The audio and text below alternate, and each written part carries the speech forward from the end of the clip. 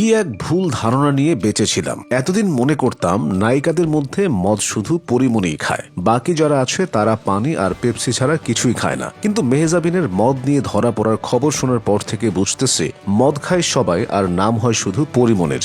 বাকিরা খালি খায় না, মদ খেয়ে রাস্তাঘাটে এবং লিফটে মাতলামি করে কটো খায়। কোকের বোতলের মতো নায়িকারা মদের বোতল নিয়ে ধরাও পড়ে, তবুও তাদের কিছুই হয় না। কিন্তু পরিমণি খেলেই যত দোষ। ওই প্রভার মতো তলে তলে সবাই টেম্পো চালায়, নাম হয় শুধু প্রভার। মেহজাবিন চৌধুরী একাই 14 বোতল মদ নিয়ে নাকি বিমানবন্দরে কট খেয়েছিলেন, কিন্তু কোনো এক আলাদিনের চেরাগের দৈত্যের বলে ছাড়া পেয়ে যান। তারপর থেকে ভাবছি আর ভাবছি, মদ নিয়ে সবাই মাতামাতি করে আর মদন হয় শুধু পরিমণি। তানজিন তিশার মাতলামির ভিডিও ভাইরাল হলো, সবাই খুব দ্রুতই তা ভুলে গেল। এই তো বছর দুয়েক আগের কথা। লিফটের ভেতর ড্রাঙ্ক তিশার মাতলামি, এছাড়াও আরো কতজনের ভিডিও প্রকাশ হলো। কত অভিনেত্রীর বিরুদ্ধে আরো কত কিছু খাওয়ার খবর প্রকাশ পেল। সাফা কবির ও টয়ার মাদক নেওয়া ও বহনের খবরও তো প্রকাশ পেয়েছিল। বিভিন্ন পার্টিতে নাকি তারা মদ বহন করতেন। সেসব নিয়ে 2-3 দিন হাউকাউ হলেও মানুষ খুব একটা বিশ্বাস করলো না। তারা মনে করলো পরিমণি ছাড়া অন্য নায়িকারা মদ খেতেই পারে না। অথচ দেখা গেল পরিমণি শুধু মদ খেলেও বাকিরা মদে থাকে,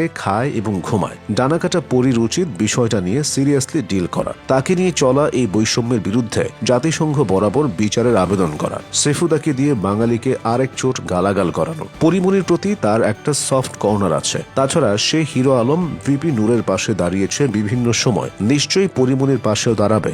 সুন্দরী মেয়েটার পেছনে লাগায় গরিব বাঙালিদের এক চোট বকে দেবে। অবশ্য সেফুদা ছাড়াও অপশন আছে। নির্বাচনের আগে জামায়াত নারীদের জন্য যে পরিমাণ কান্নাকাটি করলো, মা বাপ মরলেও কেউ এরকম কাঁদে না। নারীদের কত সুবিধা দেওয়ার কথা বলল। দলটি ক্ষমতায় যেতে পারেনি তো কি হয়েছে? অবলা পরিমণি আমির সাহেবের কাছে মদ সংক্রান্ত বিচার চাইতেই পারে। সাফা, মেহজাবিন, তিশা, টয়াদের বিচার চাইতে পারে, তবে নিরাপদ দূরত্বে থাকতে হবে। কেননা ছোট ছোট দুধের শিশু দেখলেই সে ইমরান হাশমি হয়ে ওঠে। আর তো পরিমণি। কিন্তু কথা হচ্ছে, এক নারীর পক্ষে দাঁড়াতে নারী বান্ধব আমির কিভাবে এতগুলো নারীদের বিরুদ্ধে দাঁড়াবেন? তার বুক একটু হলেও কাঁপবে না? ভাবতে আসলেই কষ্ট হচ্ছে। আরেকটা অপশন আছে পরিমণির জন্য। সুপারস্টার শাকিব খানকে নিয়ে সে মানববন্ধন করতে পারে, কেননা অন্যরা গোপনে প্রেম বিয়ে করলে কিছুই হয় না, শাকিব করলেই দোষ।